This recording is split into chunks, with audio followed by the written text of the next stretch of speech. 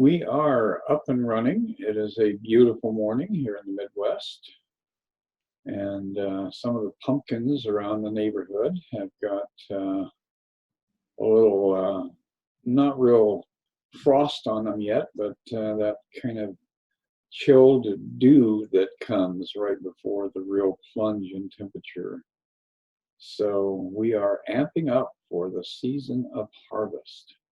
And speaking of harvest, how are things with you guys this morning?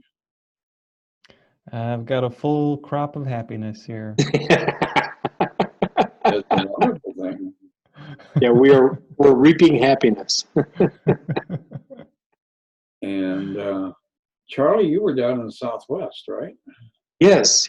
I had a journey to the ancient ancestors' homes down in the Southwest. I got to be able to go to Mesa Verde in Colorado, and I went to Chaco Canyon and Bandelier in New Mexico.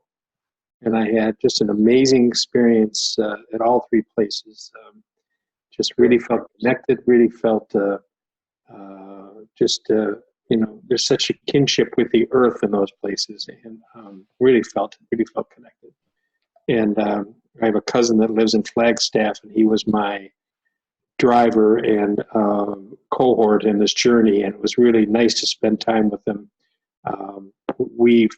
Of course, I've known him his whole life. He's younger than I am, and but we've never really had one-on-one time together as we did on this trip, and it was really sweet. And he's a newly introduced to the course, I would say, over the last couple of years, and dabbles in it, so to speak. But very fascinating conversations, wonderful, loving conversations we had, and it was really sweet. Enjoyed it a great deal. Well, that is awesome. Yeah, I love Mesa Verde, and it's got a lot of very rich history. It was just kind of, if I remember right, a couple of ranchers in that area stumbled upon it, and they were astonished at how vast, how complex a system it is there. Yeah. You have kind of a smaller version of that cliff dwelling type of structure down in Arizona at Montezuma's Castle on the Verde River. Mm-hmm. But Mesa Verde is huge. Yeah. And you realize how those people were really living with the rhythm of nature there. Yes. And that probably is what caused them to just vanish. Yes. Yeah. Because it looked like there was a drought that took them out. Right. Yeah, all three of them existed around the same time, and they were connected spiritually and physically with trade and things of those natures. But I was telling Barrett on the call yesterday, they had macaws up there. They were trading all the way down in Central and South America from the northern reaches of what we call New Mexico now. So it was quite a huge geographical area that was covered by these people. It's pretty amazing. Yeah, the Anasazi, who were the people who inhabited those cliff dwellings, were actually more related to the current Hopi people. Yeah. And they are from the Azteca society in Mexico. That's where the whole thing began, was the Aztec. And then you go just a short distance over and you hit the Four Corners there in the Navajo. And the Navajo are Athabascan. So instead of coming up from the south, they came down from that land bridge across into Alaska and trickled down and evolved and settled in that far south. So it's an interesting kind of mildly conflictive cultural thing going on there, because a Hopi and a Navajo have never really gotten along. And part of it is just they come from two entirely different worlds of original culture. Yeah. And and then went through their own evolutionary process. So it's quite a fascinating region. It is, and beautiful, incredibly beautiful. Mm-hmm. We had sunrise in Monument Valley, and that was awesome. Oh yes, seeing It's out in the middle of the desert, just standing there waiting for the sun to come up. It was beautiful. Yeah, I love that area, and you know what was his name? There was a writer who wrote a series of like murder mysteries on the Navajo reservation, and they Yeah, are fun. was it Fun. Tony Hillerman? Yes. Yeah. Yeah, And those are all of his work is based in that area. And he was able to actually penetrate the Navajo society. So most of his work is very authentic. They allowed him to know things about their culture that normal white people never gain access to. So it is fun. Anyway, as I was saying earlier, I'm kind of looking at a section of the course here from chapter 27, The Healing of the Dream, and that concept of the quiet answer, exploring the quiet world. Yeah. It's very, very sweet. I think I'm just gonna, read a little bit of it here. It says, "In quietness are all things answered, and is every problem quietly resolved. In conflict, there can be no answer and no resolution, for its purpose is to make no resolution possible, and to ensure no answer will be plain. A problem set in conflict has no answer, for it is seen in different ways, and what would be an answer from one point of view is not an answer in another light. You are in conflict." So this start to this paragraph is so good, right? He's really pointing us right to our state of mind and how it's so conflicted. And as you were just expressing, the conflict between different tribes, different peoples. There's this energy of like, okay, well, the ego has existed as long as this planet's been around, right? There's always groups who find something wrong with each other. They project their guilt out onto the other people, and we do it personally in our lives. We do it politically. We've come so far, right? Now, instead of these particular peoples being upset with each other, now we have Republicans and Democrats, right? MAGA hats and Antifa and whatever, all this stuff. It's just different symbols of conflict that we get involved in and get engaged in again and again. And the answer through conflict is always by finding the peace within ourselves.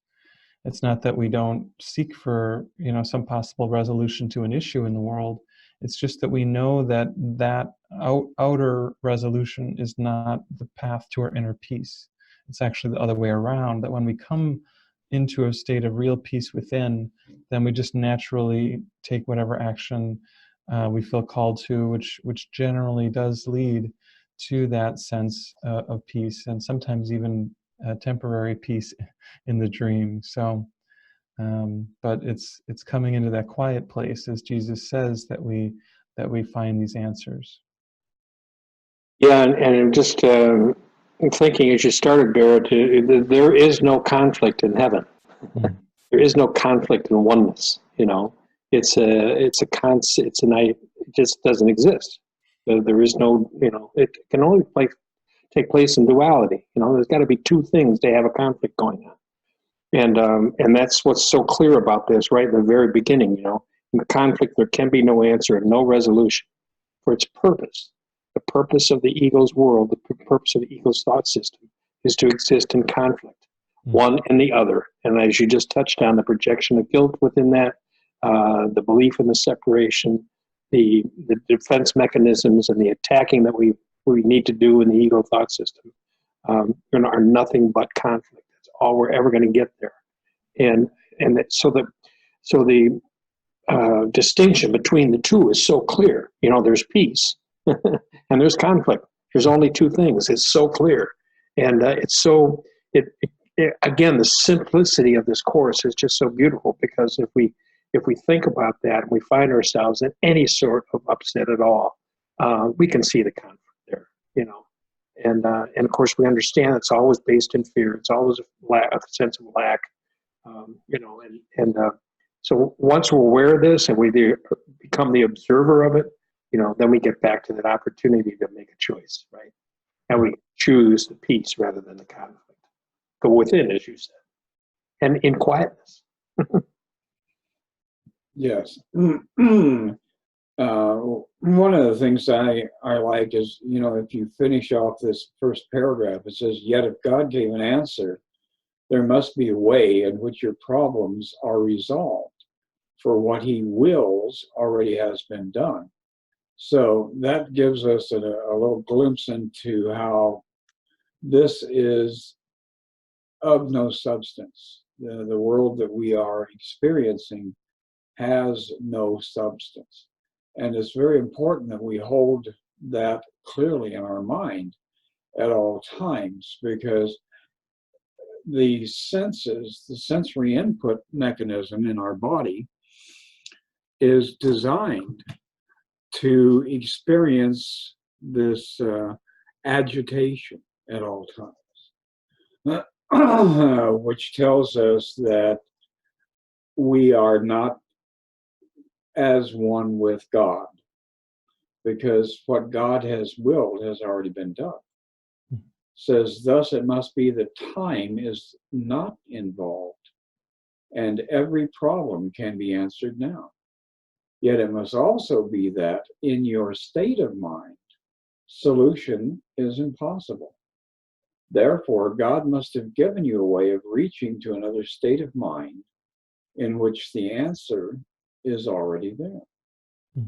Such is the holy instant. It is here that all your problems should be brought and left. Here they belong, for here their answer is. And of course, that's getting back to that place of recognizing that whenever we are thinking, we are churning up this process of creating problems and trying to resolve problems. So the answer, the key, is really quite simple. We have to get to a place where we can stop thinking, where we can disconnect from that thought process. And that is the release mechanism. That's the key to get out of the trap. Yeah. And again, it's so helpful, right, to remember that this is how we get out, right? We see our errant thinking. We see how this thought system that we've been putting our energy into is causing suffering. And then we say to ourselves, is this really what I want? I don't think this works for me anymore. And then, you know, we just have to do that again and again and again, right? Because even after we make that declaration, then we see ourselves slipping back into the ego, you know, a minute later, 5 seconds later, sometimes. You know, sometimes it even lasts longer, an hour, a day, maybe even a week, right? We can find that we're in peace for longer and longer periods of time the more that we practice this, the more that we start to become vigilant only for God and his kingdom. Then we really see, well, that's what I want. And just an interesting aside on that section called The Lessons of the Holy Spirit, one of which is be vigilant only for God and his kingdom. Jesus actually spends a lot of time talking about how we really need to be vigilant against the ego. You know, it's not so much that we need to be vigilant for the positive. It's that we need to be aware of when we're choosing the ego and realize we want to choose again. So this is over and over our practice, right? We notice that we slip back into the ego. We notice how we chose some fear or some judgment again. And then when we see that that's where we are, we can say, oh, right, yeah, I don't want to do this anymore. I know this path, it doesn't turn out well for me or really for anyone, right? And basically we're breaking this addiction. We're breaking the addiction of the ego. And just like anytime anyone who's had a strong addiction and worked to end it, it's not always easy. And anyone who's practicing the course diligently knows it's not always easy. But it is worth it, as it's worth breaking any unhealthy addiction. It's very worth breaking our addiction to suffering and this idea of separation, because it leads us into a state of pure love and joy and peace. And really, compared to a life of suffering and challenge and pain, this is a pretty good offer we're giving. And what does Jesus ask in exchange for all of this? He basically says, what you're giving up is really nothing. Mm. It's a really good deal. You get everything, you give up nothing. How about it? Our mind is still kind of twisted, so we're not sure about the deal. We kind of like it, but then we still hang back. And this is why this course and the study of it is a process, because we need to help our mind come back to a state of simplicity. He says somewhere, that a twisted mind is incapable of simple thought, or something like this. And he's talking about our mind, right? We're very twisted inside. So to us, the straight and simple path actually seems complicated and impossible. And so it's a process for us to shift our perceptions so that we can come into seeing that actually it is simple, and it is what we want, and we can make that choice more and more consistently as we go forward. So, can you hear me now? Mm-hmm. Oh, okay. I'm getting these little messages up here saying it's not too strong. But I was just, looking at, as you were speaking, Barrett, looking back at what Chris had just read through this, such is the holy instant. It is here that all your problems should be brought and left. Again, that simplicity that you were just talking about. It's such a simple concept that we have these two teachers inside of us. We have the ego that we've been listening to all our lives, that has got everything in conflict and everything has this insane thinking going on in our head. And we have this Holy Spirit, the other teacher, that is giving us a very simple message. And the message is, come to me with all these situations, no matter what you've created over in that crazy side over there. Bring it to me. Bring it to the Holy Spirit. And where left, here they belong, for here their answer is. And where its answer is, a problem must be simple and be easily resolved. It must be pointless to attempt to solve a problem where the answer cannot be, which is what you were just saying, right? Yet just as surely it must be resolved if it is brought to where the answer is. And then it says, attempt to solve no problems, but within the holy instant's surety. For there the problem will be answered. In italics, he says, will be answered and resolved. Outside, there will be no solution, for there is no answer there that could be found. Nowhere outside a single simple question is ever asked. Everything is about conflict, right? Everything is about complexity. And yet all questions asked within this world are but a way of looking, not a question asked. So, that's what we do over and over and again. We keep trying to solve the problem outside of ourselves. We keep trying to arrange the deck chairs on the Titanic. We're trying to put all these pieces of this crazy puzzle together, and it's not been cut properly. The jigsaw doesn't fit together. It's never going to fit together. And yet we have this very simple solution, that Jesus keeps reiterating throughout the course. Come to me, bring me these issues, right? Understand what this holy instant is all about. It's simply that choosing to work with another teacher, making that choice. And like you say, we've got to do it over and over again. We have to keep practicing this because we are so tied to this ego belief system. And yet we do see in this practice that our perspective of all of this starts to change, and we do start to experience, a more peaceful existence, and a sweeter, more joyful existence.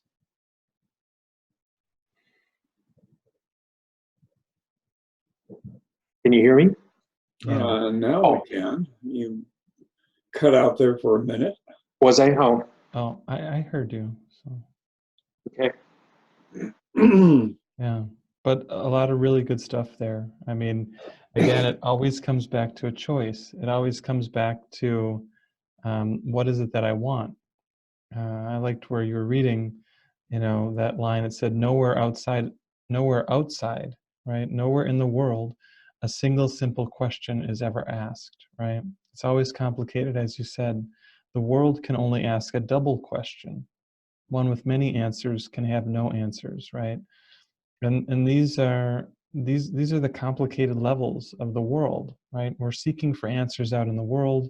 We think that if something changes out in the world that we're going to be okay. But how many times have we gotten what we think we wanted, only to realize we're not really happy with that either? I remember for many years, as I was starting to become an energy healer, I had this vision, and the vision was, okay, I want to be able to, have this as my full-time job. I want to have this as my career and make a living at it. And 1 year would pass and it didn't happen. 2 years would pass, and all those years turned into 6 or 7 years. I was just still doing it on a very part-time basis. And then something shifted, and all of a sudden I was making a regular income on this journey. And I was like, oh, finally I've achieved what I've wanted for so long, right? And what did I realize? Well, this wasn't it either.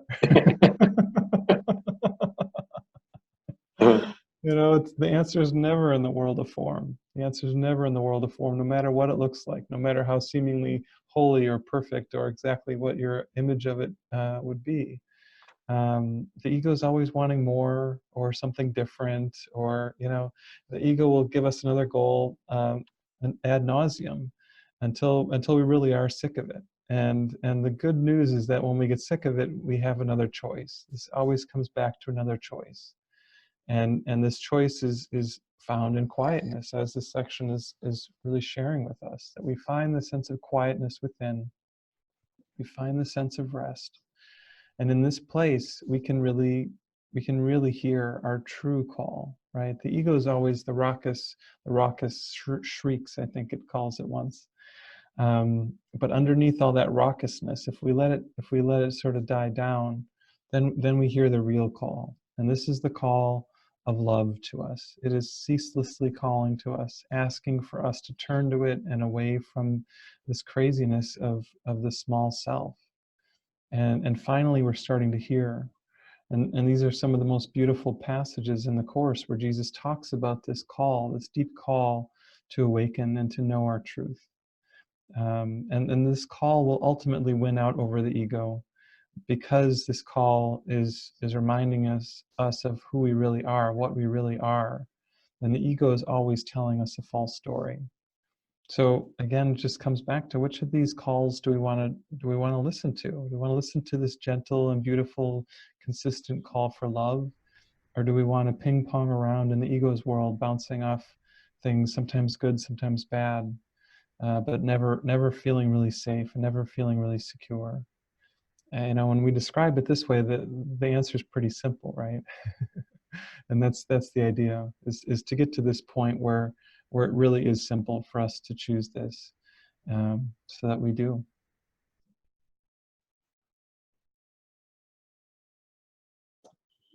And that is the way it does work. Going down to the next section here, the healing example says the only way to heal is to be healed.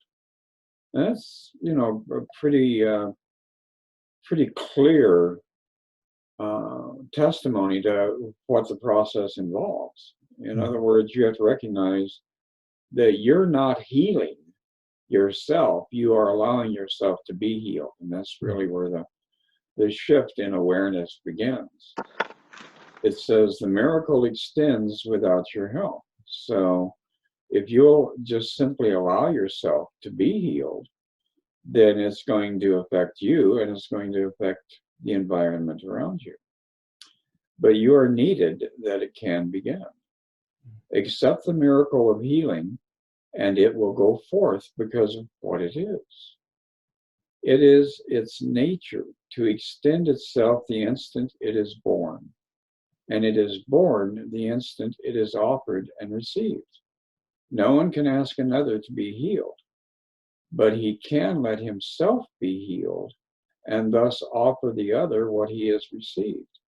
So it really, turns into this process of passing things on, of getting out of the way. I think that's probably the way we have to look at the whole process to get real clarity. Is the ego is always going to stand in the light and try to create a shadow. So we really have to get the hell out of the way in order for this unfolding to occur.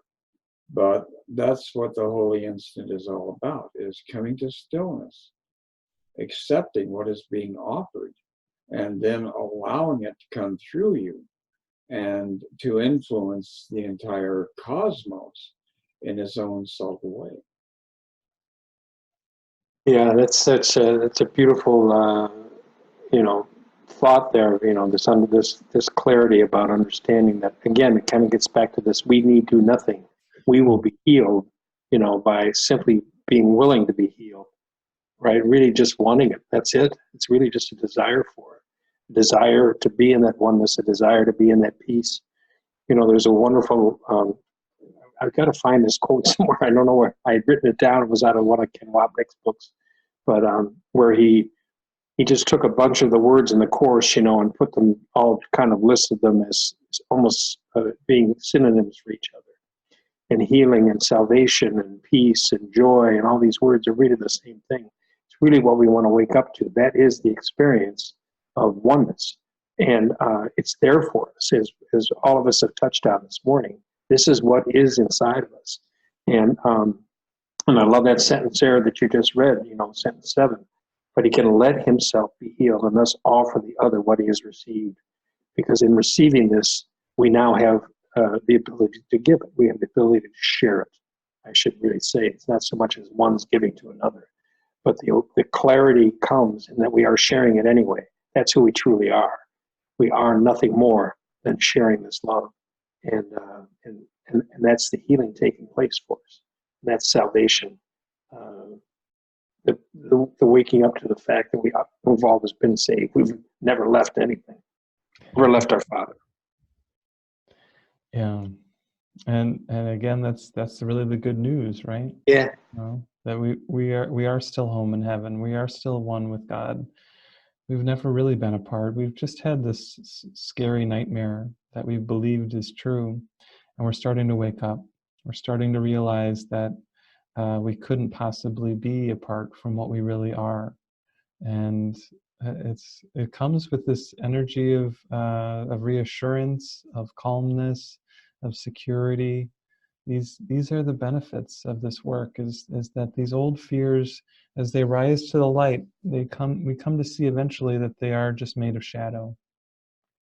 And as we know, if you bring any shadow to the light, what happens? It's just gone, right? So some of our fear thoughts might seem a little more harder to melt away. We might still be kind of grasping onto them a bit, and so they don't dissolve right away. But as we just keep practicing this over and over again, there's nothing, there's no problem, there's no suffering, there's no pain, there's no sorrow that will not give way to this gentle love. It just has to happen, and it's so reassuring. And it's so sweet that that we're learning this as we go. And I think this is what he's saying in this next paragraph. He says, health is the witness unto health. As long as it is unattested, it remains without conviction. And I think really here he's talking about the health of choosing the right-minded thought system, right? Not so much maybe about the bodily health. He says, only when it has been demonstrated is it proved, and must provide a witness that compels belief. So he says here again, if you wish only to be healed, you healed. Your single purpose makes this possible. But if you are afraid of healing, then it cannot come through you. The only thing that is required for a healing is a lack of fear. So he's really helping us to see that, again, the Course is really uncompromising on this message, that we are either completely wedded to the ego, or we're completely wedded to the truth. We're only ever in one thought system at any moment. And the question is, when we notice we've slipped back into the ego, we've slipped back into sickness of some sort, which all sickness comes from the ego, we can realize that it's not really what we want, and that we can come back into peace. Now, of course, physical miracles are possible, but regardless of whether or not they occur, we can always have the miracle of discovering peace in a situation that would normally be troubling. And this, again, is also part of the good news, that we can make this choice again and again. And in this holy instant, we can come into this experience of the real grace of God. And I love it. We're just moving on from there. You know, you touched on that line just now. The fearful are not healed and cannot heal. And just below there, you know, it talks about the holy instant is the miracle's abiding place. So making this choice, you know, to work with Holy Spirit is the opportunity to realize this miracle, right? Mm-hmm. And then down below there in paragraph 4, it says, there is no sadness where a miracle has come to heal, and nothing more than just one instant of your love without attack is necessary that all this occur. You know, so we go from this place of fear where attack is mandatory to this place of love where there is no attack. It doesn't exist. And then a little further down again goes paragraph 5, would not a world so bitterly bereft to be looked on as a condemnation by the one who could have saved it, but stepped back because he was afraid of being healed. The eyes of all the dying bring reproach and suffering whispers. And then in quotes, he says, what is there to fear? Consider well its question. It is asked of you on your behalf. A dying world asks only that you rest an instant from attack upon yourself, that it be healed. Mm-hmm. And again, if we recognize that my brother is myself, you know, part of the realization here being that I cannot attack my brother and be experiencing the holy instant. There are no miracles that are going to be present. You know, there's no change in thinking if my brother is at fault. Somehow I see him in separation. So I need to recognize that, you know, my brother and I need to do this together in that sense. I have to recognize that my brother and I are one. And that's all there truly is. And the attack ceases, right? The love is present. The attack ceases. And the oneness is experienced.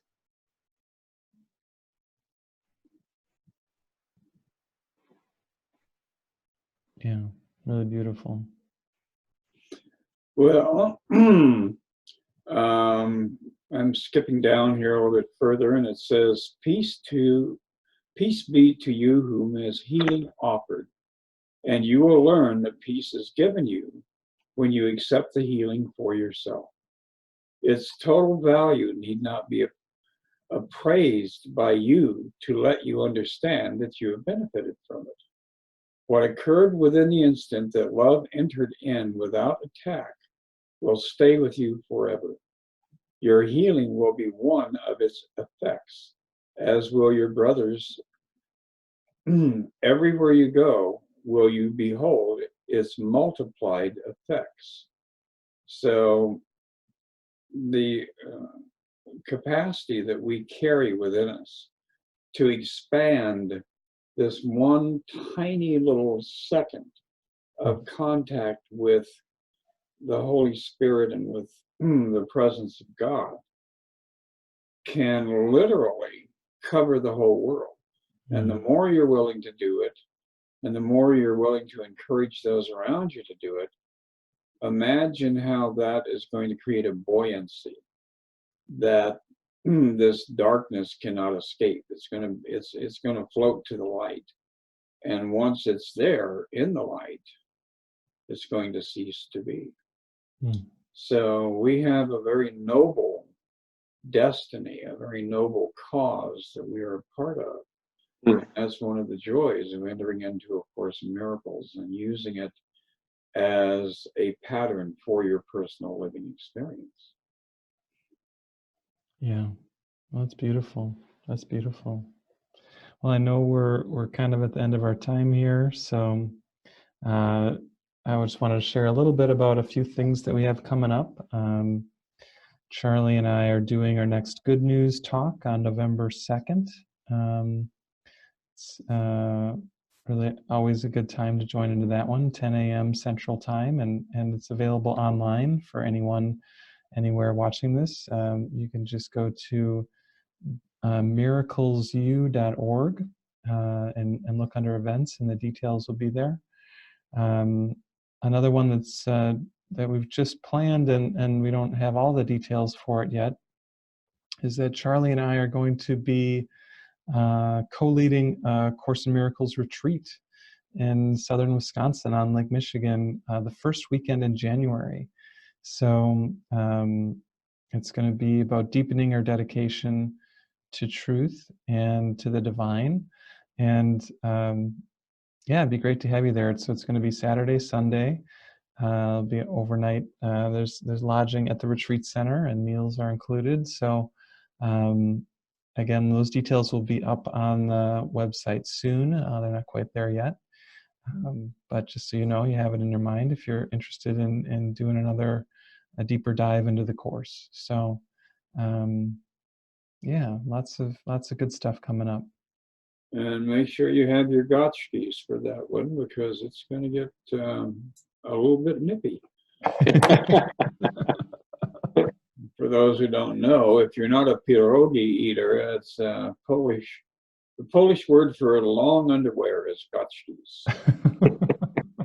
Anyway, well, it has been a delightful connection. It's been a couple of weeks since we were all able to convene. And what does it look like for next week? Are we all going to be available?